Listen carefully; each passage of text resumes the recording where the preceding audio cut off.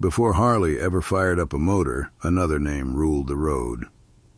In 1901, up in Springfield, Massachusetts, George Hendy and Oscar Hedstrom built the first Indian motorcycle, a wooden frame, a single-cylinder engine, and a dream to ride faster than any horse alive.